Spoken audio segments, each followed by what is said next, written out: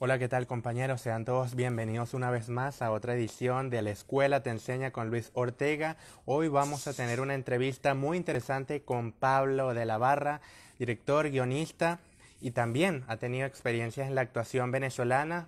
Un gusto tener a todos por acá, así que bueno, ya estaremos conectándonos con este gran personaje de la filmografía venezolana.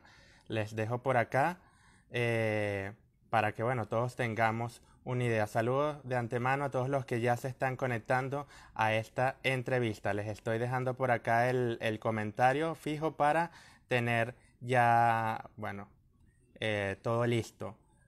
Entrevista a Pablo de la Barra, director y guionista venezolano. Se los dejo por acá para todos los amigos que se estén conectando. Bueno, tengan ya de antemano una idea de saber a quién tenemos acá. Ya le hago llegar la invitación al maestro para ahora sí arrancar con esta, no por parte de la escuela, por parte de mi persona, entrevistar a un maestro con tanta trayectoria, chileno, pero bueno, prácticamente también venezolano, con todas las experiencias que ha tenido a lo largo de ya casi 50 años de carrera, entre muchas películas que ya estaremos conversando. Bienvenido, maestro, acá a La Escuela Te Enseña con Luis Ortega. Bienvenido a esta entrevista. Muchas gracias, muy amable por invitarme. Aquí estoy a la orden. Bueno, estimado, primeramente comenzar hablando, ¿no?, de sus inicios en el mundo cinematográfico. Quisiera remontarme incluso antes, ¿no? Pero comenzar hablando de esa película por allá en el año 1972, Estado de Sitio, una película en donde, bueno, usted ejerció el rol de asistente de dirección. Pudiéramos agarrar esa película de referencia, pero mejor que usted sea quien nos cuente cómo fueron esos inicios en el mundo de la cinematografía. A ver, Estado de Sitio sí fue una película que filmó Costa Gabras, un cineasta francés, griego-francés, y a mí me tocó hacer la asistencia de dirección. Perdón, una sola pregunta, ¿tú estás viendo imagen o no estás viendo imagen? No, en este momento no, lastimosamente, no lo podemos, no lo logro ver en pantalla. Temo que ya es un problema del internet, de la conexión, de la velocidad de internet. Lo escucho muy bien. Asimismo, invito a todos los espectadores que nos digan si pueden ver al maestro Pablo desde sus diferentes dispositivos, si lo escuchan bien. Es importante que ustedes, bueno, se manifiesten con manito arriba si lo pueden ver y escuchar bien, o si no, bueno, háganoslo saber en los comentarios. No hay problema, si no me ven no se pierden nada. Bueno, sí, lo importante es que, bueno, por lo menos estamos escuchando, ya eso es un gran paso y, bueno, hacernos el cargo que será un programa de radio, ¿no? Esperemos que la conexión mejore a lo largo de la entrevista. Ok, perfecto. ¿Tú quieres que te conteste lo de Estado de Sitio? Sí. Bueno, en ese tiempo era un tiempo muy complicado porque nada, estaba todo el problema, estaba Allende en el poder y estaba Pinochet dando vuelta por ahí y planificando el golpe de Estado y esta película, una película muy política, más para el lado de Allende que desde luego mucho más para de Allende, más para el lado de Allende, era una película, por decirlo de alguna manera, un criterio de una persona que es de izquierda, como siempre ha sido Costa Cabra, y eh, era un momento complejo, muy complejo en la historia de Chile. Y se filmó esta película que en realidad sucede en Uruguay. A mí me llamó Gabras para hacer el asistente de dirección y un papelito chiquitico de fotógrafo. De todas formas, fue una Qué experiencia muy bueno, importante. ok. Bueno, una experiencia muy importante porque, claro, estábamos trabajando con una persona que, si bien es cierto, no es parte de la industria en el sentido más característico de la industria, no era una industria americana, no era financiada por los americanos, es un tipo que ha estado haciendo películas y sigue haciendo películas. Ya tiene casi 90 años y sigue haciendo películas. Y nada, fue una experiencia muy, muy importante. Bueno, una gran experiencia sin duda alguna, estimado. Por acá nos dicen que usted se escucha perfecto, lastimosamente no se visualiza, pero bueno, compañeros, ya es un tema lastimosamente de conexión. Estuvimos haciendo incluso algunas pruebas antes de esta entrevista y bueno, no se ha logrado todavía visualizar, pero bueno, lo importante es que ya estamos acá con Pablo de la Barra, director y guionista. chileno-venezolano, y es un grato placer acá tenerlo. Bueno, estimado, precisamente en el año 1972 usted también tuvo la oportunidad de ejercer un rol ya delante de las cámaras también, ¿no? Usted, digamos que formalmente lo conocen como director y guionista, pero también destacar que es actor precisamente en la película ¿Qué hacer? Si nos puede comentar un poco acerca de cómo fueron esos años, esos primeros años, ¿no? Hablarnos un poco acerca de esa experiencia, podemos hablar de esa película, ¿no? ¿Qué hacer? En el año 1972 y Diálogo de Exiliados en el año 1975. A ver, todo eso está muy ligado con el golpe de Estado en Chile, con el hecho de que yo tuve que salir exiliado. La película ¿Qué hacer? Fue una película hecha por un sociólogo, ensayista, documentalista que se llama Sol Landau. Yo estaba estudiando mis posgrados en ese tiempo en Estados Unidos y yo conocí a Landau por Ok, otras razones, qué sé yo. Y entonces Landau me dijo, voy a hacer una película ya, este, y quiero ofrecerte un papel. Yo le dije, bueno, claro, además tenía la posibilidad de venir a Chile, que había familia mía, estar ahí un rato. Estábamos en el pleno este, discusión política más ardua de lo que hay aquí en estos instantes, más difícil y más, ¿cómo decirte?, más cruenta. Era una discusión ok, política y ahí está lo que vino después, que fue el golpe de Estado. En ese momento, chico, hicimos la película con todas las dificultades que hubo y la película salió, fue una película de off Broadway, como dirían los americanos. ok. Y nada, ahí está, y está, y ahí me tocó trabajar con un cantante de rock que se llamaba Country Joe and the Fish, que era un cantante Ok, famosísimo, que fue novio de Janis Joplin en algún momento. Y a mí me tocó conocer a Janis Joplin. Janis Joplin era una cantante que seguramente todos ustedes han escuchado nombrar, este, que vivía en San Francisco y tenía una casa que era muy divertida porque estaban las puertas abiertas. Entonces uno entraba y salía, quien quería entrar entraba y quien quería salir salía. Fue un tiempo muy bonito, porque fue el tiempo de la universidad, de los posgrados, de los sueños y de los proyectos. Y de ahí para adelante empezamos a hacer proyectos y yo creo que nosotros seguimos haciendo proyectos. O sea, tenemos una película por filmar, tenemos guiones por ser escritos.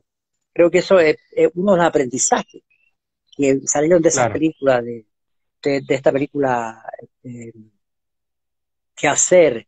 De la película de Costa Cabra y de las que hicimos después es que uno no puede estar sin proyectos, que los proyectos son vida y que la vida existe, es y se vive en términos de los proyectos que tiene. Sí, y precisamente, bueno, llega el año 1977. Si nos puede comentar un poco entonces al respecto sobre la película Queridos Compañeros, quizás podríamos hablar, ¿no? Que es, pienso, la película más complicada que usted ha hecho en términos bueno, de producción, ¿no? Porque sabemos que fue una película filmada, rodada en Chile, pero fue finalizada en Venezuela, ¿no? Por el tema del exilio y bueno, sin duda alguna esto es una historia de vida para compartir con todos nuestros espectadores porque bueno, ciertamente es digno de admirar, ¿no? Todos los obstáculos que usted pasó para realizar, para llevar a cabo esta película, queridos compañeros. Bueno, esa película es una historia que fue superada por la historia de la película. A ver, me explico. Se trataba la película trata de un asalto a un banco, porque yo lo que quería ver, lo que quería reflexionar es sobre la estructura de los militantes, y específicamente Ok, los militantes en ese momento del MIR, del Movimiento de Izquierda Revolucionario, al que pertenecía mi hermano. Y entonces hice una película sobre un asalto a un banco y de cómo justificaban ellos que saltaron el banco, o qué es lo que decían. No quiere decir que esté a claro, favor o en contra, eso es lo que se dice, eso es lo que yo mostraba. Esa película se terminó de filmar el 9 de septiembre.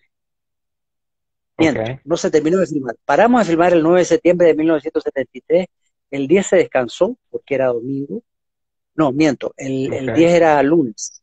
Se descansó ok, porque el día de descanso de la semana de filmación y el martes la terminábamos. Pero el martes en vez de terminarla vino el golpe de Estado. Y a nosotros nos pilló con una cantidad de armas de mentira, porque eran de madera las armas que teníamos, pero hechas por una persona que lo había hecho, de verdad serían perfectas. De lejos no había eh, cómo, cómo entender que esa arma de madera no era sino de madera.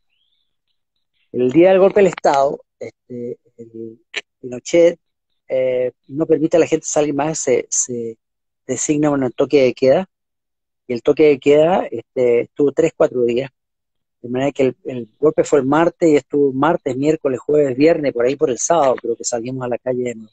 Y cuando yo quise ir ok.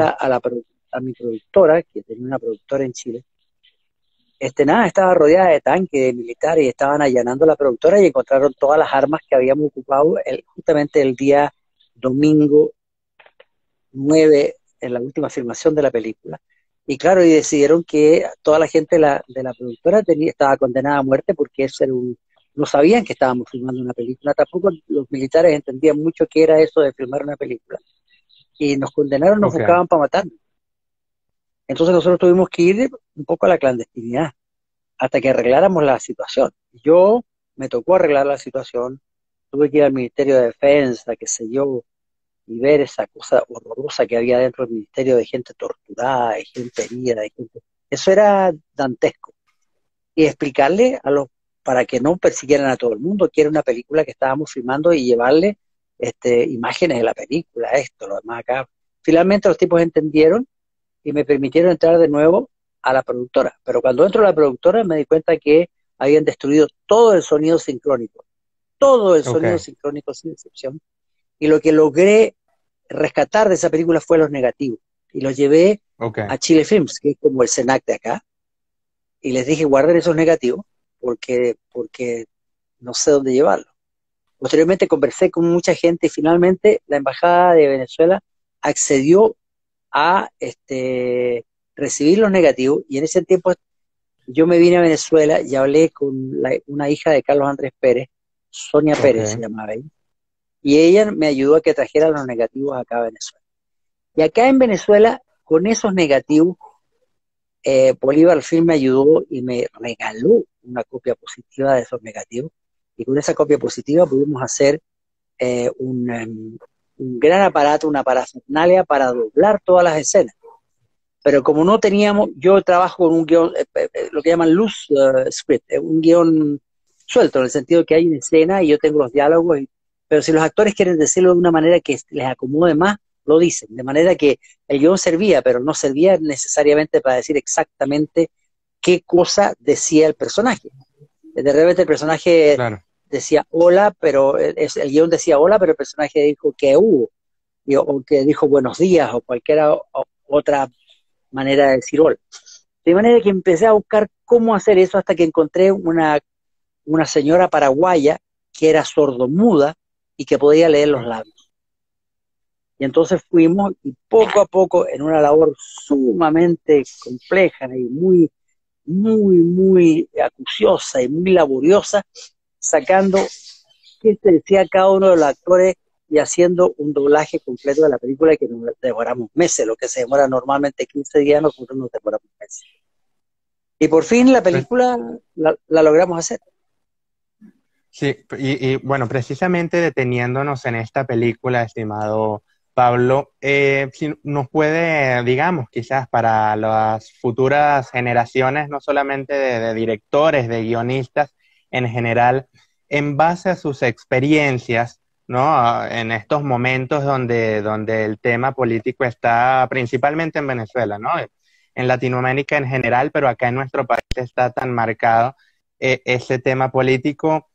¿Qué recomendaciones, qué tips le daría a los guionistas, a los cineastas venezolanos que en estos momentos quieran quizás hacer una película con tintes políticos, ¿no? Para que sea, no digamos que pase tan desapercibido, pero que sea lo más fluido posible, ¿no? ¿Qué recomendaciones le da precisamente a esos guionistas de hoy en día que quieren escribir cine político en sus diferentes, bueno, sin apuntar a nadie, ¿no? En sus diferentes temáticas. Es complejo, ¿eh? Pero la verdad es que yo creo que el cineasta tiene que hacer aquello que tiene ganas de hacer. O sea, si el cineasta tiene ganas de hacer cine político, que lo haga. Ahora, hay cines políticos que fíjate tú, por ejemplo, yo digo, a mí me acuerdo que a los 2, 3 años de haber sido el golpe militar, alguien propuso hacer una película sobre Allende. Y me llamaron. Y yo dije, mira, yo Ok, necesito más distancia histórica para saber exactamente qué pasó, cómo pasó, de qué manera pasó. Yo creo que el cineasta que hace una película política contingente sobre tema político en estos instantes corre el riesgo de equivocarse. Digo yo, es solo una opinión. Yo creo que hay que exactamente. esperar un poco para tener una mirada un poco más histórica, porque o estamos muy a favor o estamos muy en contra de un gobierno. Y claro, a favor nos equivocamos seguramente y en contra también nos equivocamos en términos de las razones por las cuales las cosas suceden. Pero en fin, de todas formas, yo creo que toda película es política. O sea, cualquier cosa que tú hagas va a ser política. Va a ser política por la forma en que lo hace. Por ejemplo, ¿por qué digo eso? Porque yo creo que todo el cine de alguna manera refleja los países. Y los Claro. países son entes políticos. Entonces, Fellini era político, no era político en el sentido que entendemos de ser político arriba de los comunistas, abajo de los capitalistas o viceversa. Sus películas no son así, pero sus películas hablan de una Italia Ok. que tú puedes sacar conclusiones sobre cómo era esa Italia, cómo se vivía ahí, cuáles eran sus valores, cuáles eran sus contradicciones, de qué manera la gente se relacionaba, etcétera, etcétera. Las películas hay que hacerlas cuando uno tiene ganas de hacerlas. Claro, los cineastas en general siempre tenemos ganas de hacerlo. Yo en estos Ah, instantes me pregunto si quieres hacer una película política. No, en todo caso, a lo mejor hacer un documental político, ¿sí? Porque un documental sobre claro. la realidad venezolana en estos instantes es un documental político. Pero esto de hacer una película política, dar yo tips, decirle, mira, hagan esto y no hagan esto otro, soy incapaz de hacerlo. En estos instantes realmente soy incapaz de hacerlo. Claro, el tema de la ficción también, digamos que influye teniendo referencias muy cercanas, ¿no? De los últimos años acá en nuestro país, Venezuela, podemos ver ejemplos como Infección, por ejemplo, una película de Flavio Pedota, director venezolano radicado en España, que fue, bueno, no se le dieron los permisos para ser proyectada en nuestro país. Una película que sí tiene, digamos que esas referencias directas al gobierno, pero por otra parte, un ejemplo muy, muy claro también fue el de Blindado de Carlos Daniel Malavé, que fue una película también con tintes políticos, sin hacer referencias directas, y bueno, pasó, digamos que sin ningún problema y incluso tuvo su proyección y todo. Entonces yo creo que el tema, quizás al momento de escribir cine político, de realizar cine político, depende mucho de como usted lo dice, ¿no? Si lo que quieres es hacer una ficción o algo que realmente retrate la realidad, ¿no? En su manera más directa. Claro, claro, es que yo creo que cualquier película que tú quieras hacer ahora, tú vas a reflejar la realidad. De nuevo te lo digo. Si haces, por ejemplo, a ver, una película sobre una dueña de casa que vive en un departamento que descubre un crimen en el departamento del lado y que trata de que la policía llegue y la policía no llegue porque está ocupado en otra cosa, estoy inventando en esto. Necesariamente vamos a hablar de una situación que tenemos en el país. No digo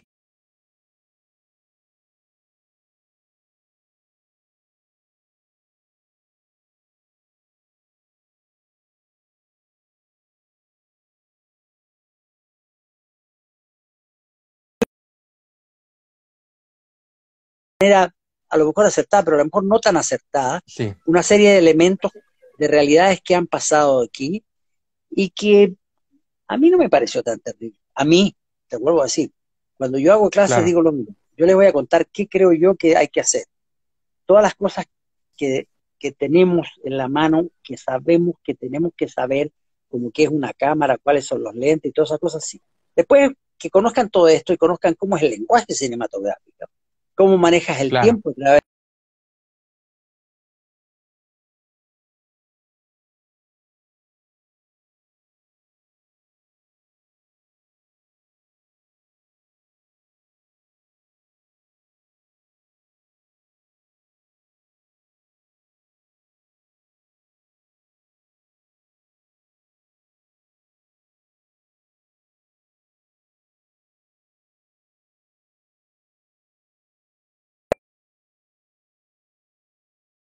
Aló.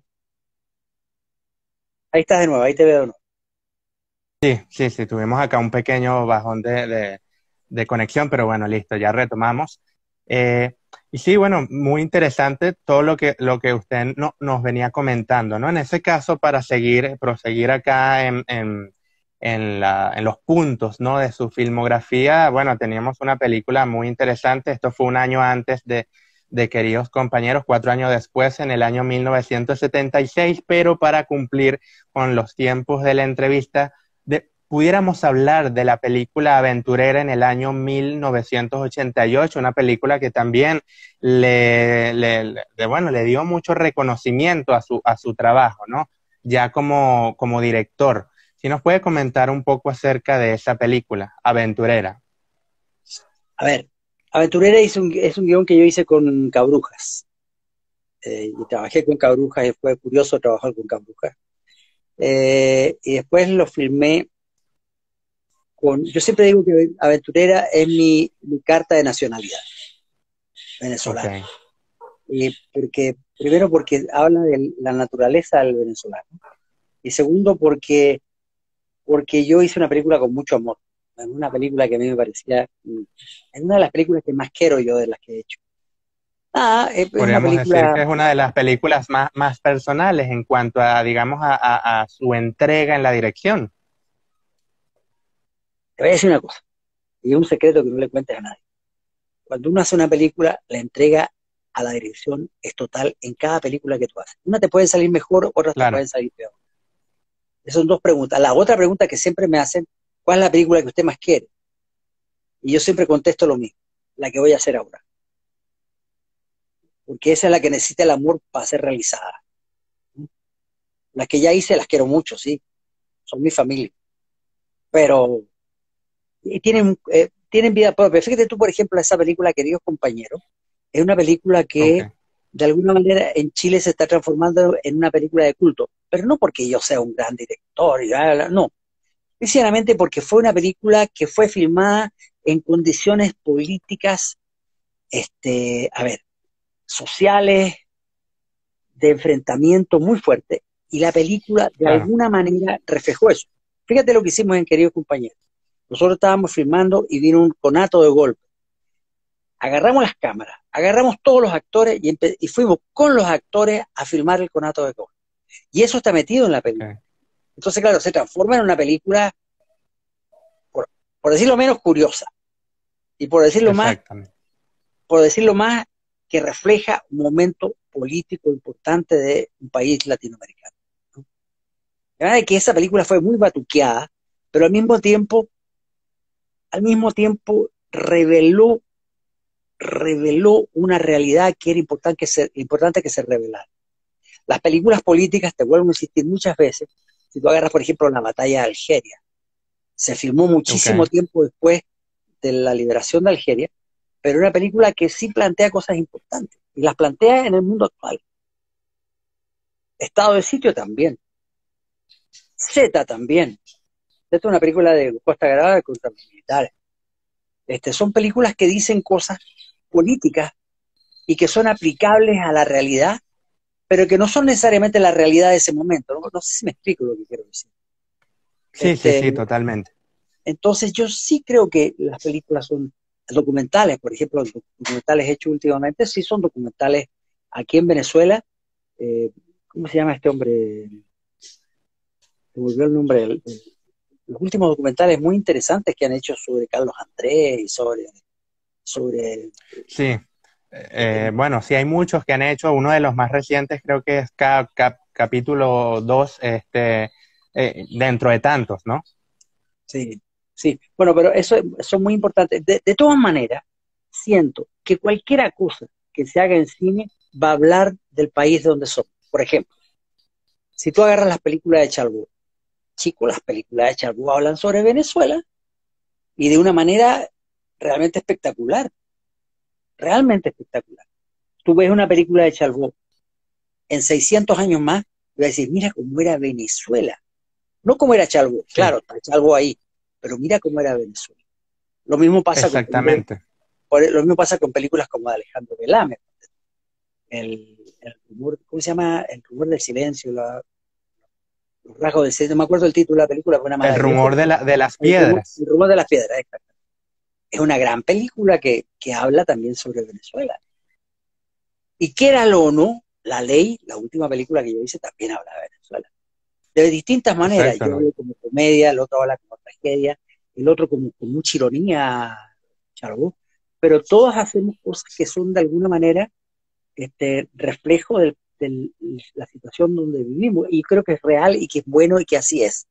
Neruda decía, Claro, en Neruda, este el poeta caso, chileno, Pablo Neruda, el poeta chileno, siempre decía, si quieres ser universal, sé lo más local posible. totalmente. Y bueno, en este caso, hablando del cine como representación de una realidad, ¿no? Siempre el cine parte de eso, pienso, ¿no? Cualquier historia, precisamente para hablar, ¿no? En su próxima película, en este caso, donde usted, además de director, fue el guionista antes de morir, una película que, bueno, además de dirigirla, también la escribió.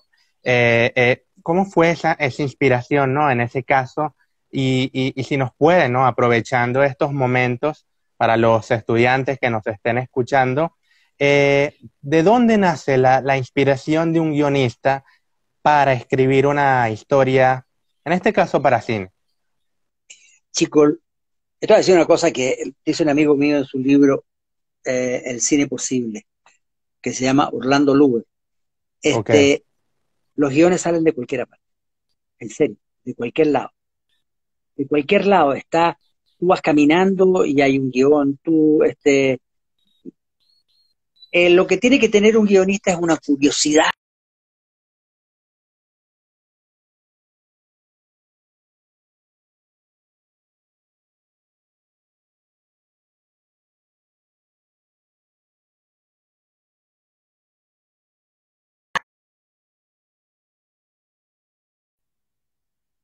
Y hablamos de una historia que tiene que ver con un tipo que se mete en la cosa política sin tener ninguna gana de hacerlo. Y me acuerdo que con Cabruja nos reíamos mucho por eso, ¿no? El tipo que se ok, mete sin, sin, sin, sin ganas, pues, y se mete al final, sale para adelante. claro. Los guionistas en general, yo tengo un amigo que decía que usan la mirada como abrelatas. No les basta con Es decir, contemplarla, la abre la realidad, la indaga, se mete en ella. Los guionistas leen un periódico buscando temas sin querer, buscando temas. sí, digamos Buscan la gente, que observar la cotidianidad, ¿no? La vida misma, en pero que una de ahí, simple parada de autobús, claro, en cualquier... de ahí salen los guiones, de ahí salen los guiones. Este, de ahí salen los guiones y es importante que la gente entienda eso. Sí, Cuando precisamente, uno, estimado, ¿ok? Sí, lo que, escucho. no, yo decía que ayer tenía un amigo que decía, cuando uno sale a caminar y cuando uno lee un periódico, es como si uno se metiera en el Mato Grosso, en el Amazonas. Está lleno de plantas, de cosas que tú puedes. Está, es decir, el mundo es un mundo lleno de historia. Ahora, mi personal mirada sobre eso es que en el caso de Venezuela, mucho más que en otros lugares. Yo viví en Francia un tiempo, Ok, y viví en Estados Unidos otro tiempo largo mientras estudiaba, y viví en Inglaterra otro tiempo largo mientras estaba en bachillerato. Y nada, chicos, eran realidades que se me acercaban en la medida que yo estaba, mientras más cercano a mi niñez estaba, se acercaba más rápido. Pero después cuando ya estuve en Francia, yo era un hombre, o sea, no era niño, y me costaba entender una realidad, cómo yo podría agarrar esa realidad para hablar de ella. Y después empecé a descubrir que había que ser ingenioso. En cambio, en Venezuela no hay que ser ingenioso, hay que abrir los ojos. En los países ok. latinoamericanos hay que abrir los ojos. Y ahí sale una ciudad de Dios. Ahí sale Dios del Exactamente. Lab. No, digamos que no hace falta, ¿no? Crear más historias de las que ya, bueno, en diversos ámbitos tenemos Claro, acá en el caso de Latinoamérica y de, bueno, muchos otros país. En este caso, bueno, sabemos que antes de morir tiene un trasfondo un tanto también personal, ¿no? Como toda historia. Si nos puede hablar un poco acerca de lo que fue la producción, la dirección de esa película, también muy reconocida. Bueno, esa película yo la hice gracias al SENAC, como todas las Ok. otras. Hoy en día el SENAC está más complicado porque hay una Sí, sí, situación como, económica muy difícil y están buscando la manera de ayudarnos, me imagino, ¿no? Pero entonces teníamos plata y le hicimos gracias al SENAC. Y la gente, yo tuve un muy buen equipo de técnicos que son aquí en Venezuela. ok. Yo tengo una gran, es decir, agradezco mucho a los técnicos, porque son gente de gran calidad profesional, los técnicos venezolanos, de gran calidad profesional. Y los actores, chicos, yo siempre digo, en Venezuela todo el mundo es histriónico, todo el mundo es actor. Tú estás actuando ahí de ancla, ¿no? Y te estás poniendo la voz que tienes que poner y haciendo las preguntas con el tono que lo tienes que hacer. Estoy seguro que estás actuando, porque estoy seguro que yo te conozco en persona y eres distinto a como me estás mostrándome que eres en estos instantes a través del Instagram. Pero así es. Claro, sí, de hecho. De hecho, Bueno, hace poco conversaba con una María Alejandra Jiménez, ¿no? Una gran actriz de acá del cine venezolano, y conversamos María Alejandra, ¿quién? precisamente eso, ¿no? Jiménez, la protagonista de Hijos de la No se la Sal, conozco. Sí, la conozco. recientemente. Ah, qué bueno. Y precisamente conversábamos eso, ¿no? Que el ser humano es actor por naturaleza, ¿no? Ante cualquier situación, ante cualquier momento de la vida misma, es cuestión digamos que de a cada quien le pertenece, ¿no? Le toca, dependiendo del Sí, momento, por supuesto. claro, yo pienso que en general eso es verdad en todas partes, pero mucho más verdad en Venezuela. Todo el mundo es histriónico, chico. Ándate a un barrio y conversa con alguien. De verdad, este, yo me siento abajo cuando se podía sentar sin máscara a tomar un café y yo escucho alrededor, Ok, como yo soy guionista, estoy con esa cosa de mirando todo lo que pasa. Escucho claro. alrededor lo que está pasando, qué sé yo, y me nutro, pero además está lleno de personajes. En ese sentido, los que escribimos guiones en este país estamos en un lugar privilegiado.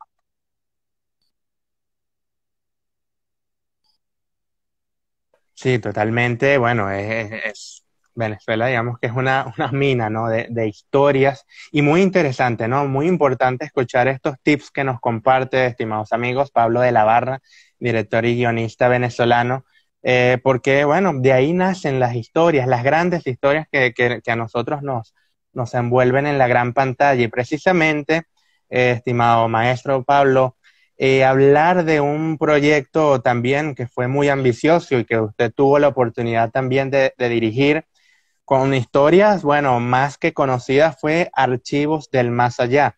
Precisamente Así, hablar de ese capítulo, La Sayona, ya en un formato para televisión.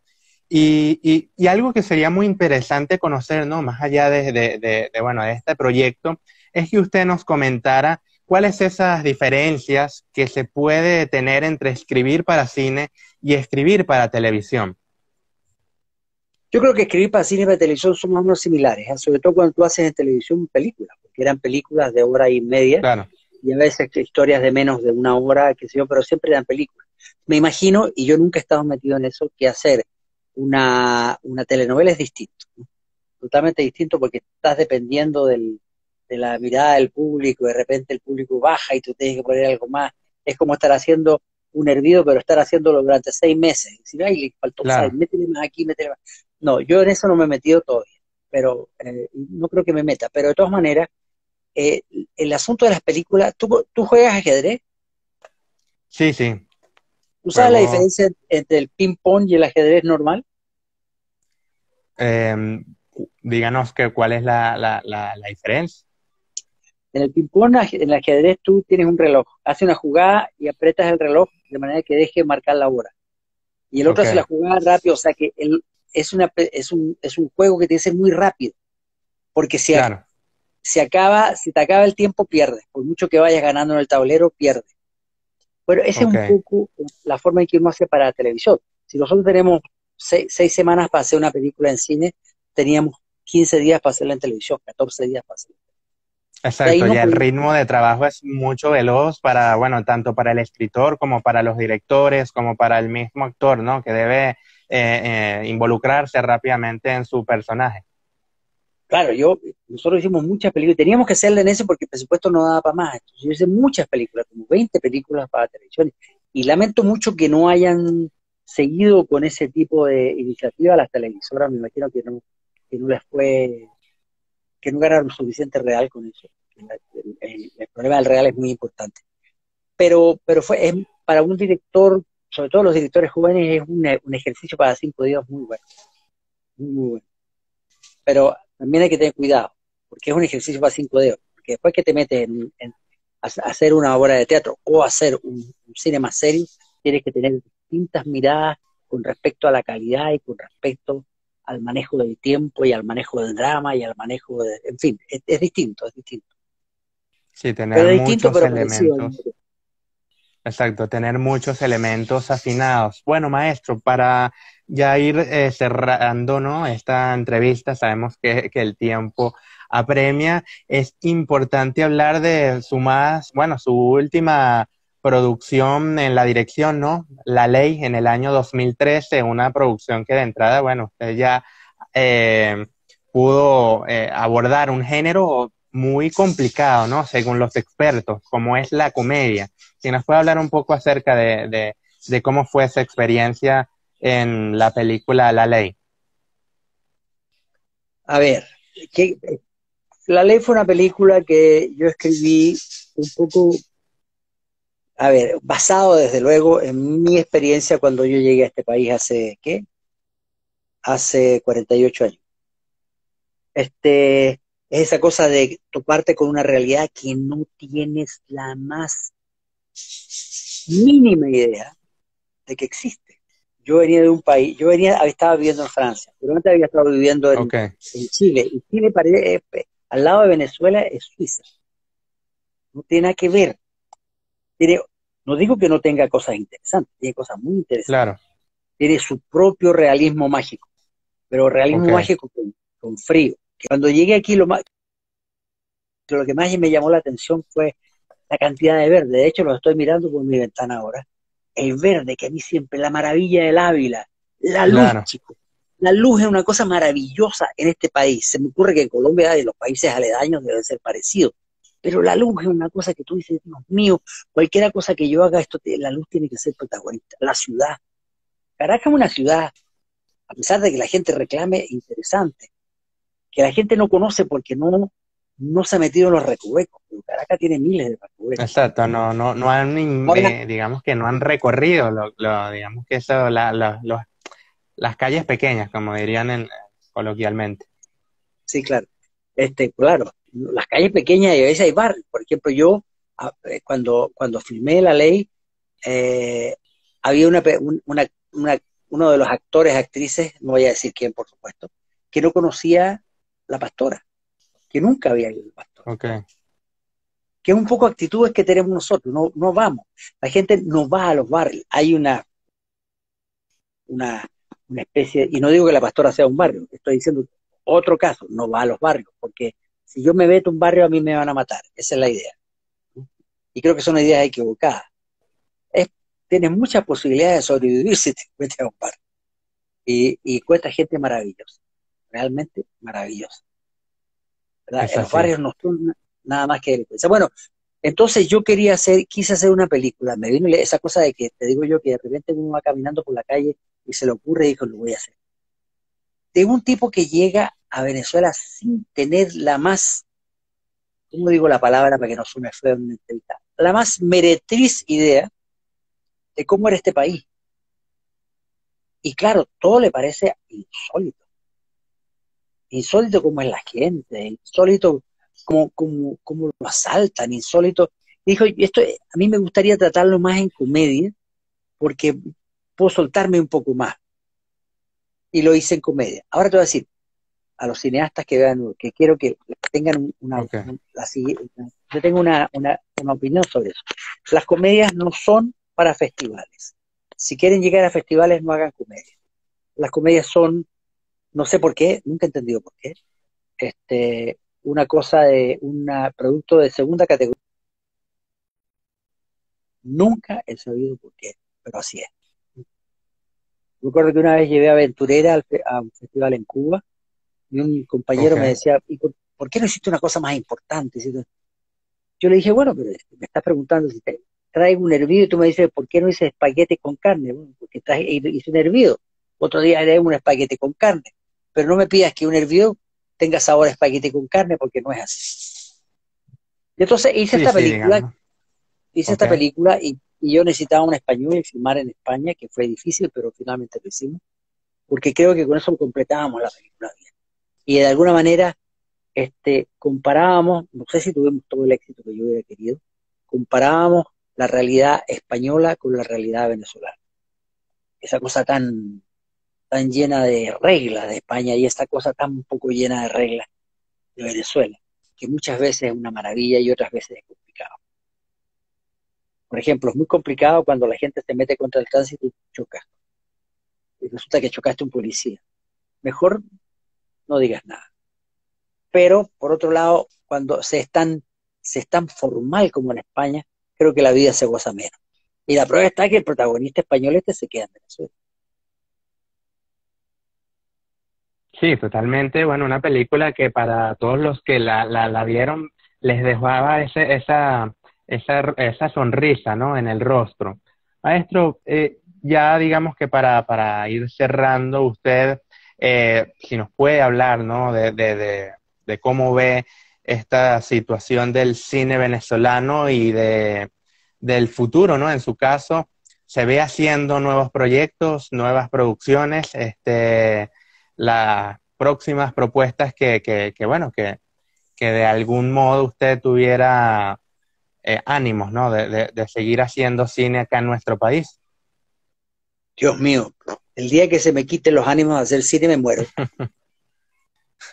Todos los cineastas Digamos, que yo conozco estamos haciendo cine siempre. Es como que tú me digas, tú eres doctor, entonces tú quieres dejar de ser doctor, no puedo dejar de ser doctor, eso es lo que soy yo. Digo, no soy claro, doctor, soy como yo hago cine.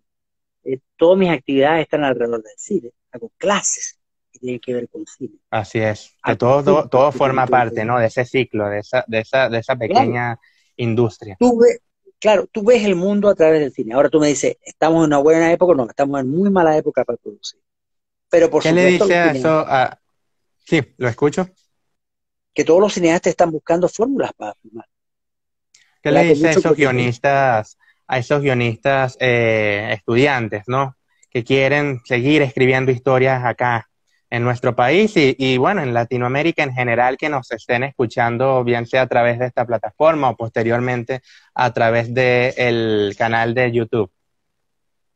Mira, yo siento que la cosa a hacer es seguir escribiendo. Yo sigo escribiendo, yo estoy todo el día escribiendo aquí, nuevos proyectos, arreglando algunos que tengo, escribiendo otras cosas a veces que no son guiones, porque creo que ese es nuestro oficio. Ahora, ¿nos vamos a demorar un poco más en filmar? Sí, seguramente, pero vamos a hacer la película sí, a menos que uno se muera, uno seguirá haciendo cine. Por ahí Claro, había un director muy conocido portugués que estuvo filmando como hasta 200 y tantos años y se murió filmando. Y eso es lo que quieren todos los cineastas, seguir filmando hasta que terminemos nuestra vida, normalmente. totalmente. De manera que, sí, sigan escribiendo.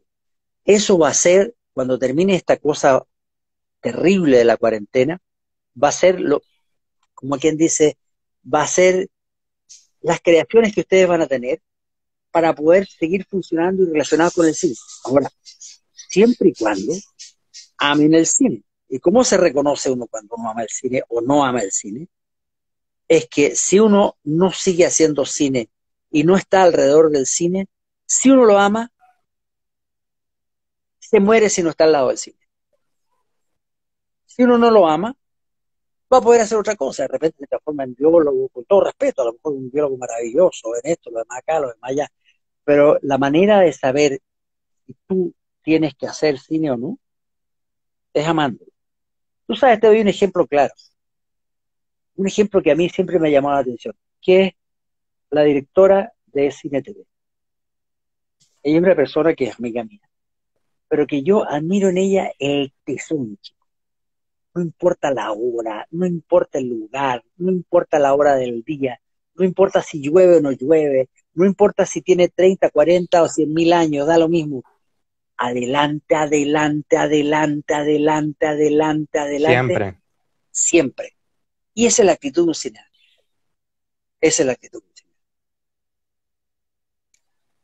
Bueno, precisamente acá nuestra compañera Andreina Carrizo, citando sus palabras, el día que se me quiten los ánimos de hacer cine me muero, me encanta. Bueno, eh, hay que guardar y citar esa frase, ¿no? Andreina, Pablo de la Barra 2020. Bueno, maestro, fue un grato placer haber conversado con usted en esta hora, ¿no? En esta tertulia a través de este proyecto, ¿no? De este nuevo ciclo para conocer a todos esos profesionales que han dado la cara, ¿no? Y han puesto todo por la cinematografía, que han ido construyendo nuestra industria del cine acá en Venezuela. De verdad que ha sido un inmenso placer haber conversado con usted. Placer es mío. Además, saludos a Andreina, que es una persona que Sí, yo quiero una, mucho. Que ahorita algunas fotos de ella en Facebook que me llamaron mucho la atención. Pero en fin, ya le contaré a ella. qué bueno, qué bueno. Bueno, maestro, de antemano desearle mucha salud, ¿no? Ante todo, ¿no? En estos tiempos de cuarentena y sobre todo muchísimo éxito en todos y cada uno de los proyectos que sigan viniendo y como usted dice, siempre seguir adelante, ¿no? Mirando ese rumbo, ese objetivo que nunca se nos puede ir de la vista, de las manos, que es el cine. Ahí es donde está la verdadera industria, ¿no? Acá en nuestro país. ¿Cómo no? Por Cristina supuesto. Capriles le da las gracias a Pablo de parte de la dirección de la Escuela de Cine y Televisión y bueno, de todo el equipo que hace posible esto.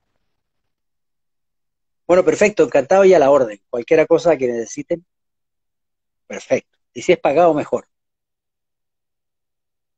Así es. Bueno, amigos, fue Pablo de la Barra, director y guionista chileno-venezolano con casi 50 años de trayectoria, de experiencia en el mundo cinematográfico.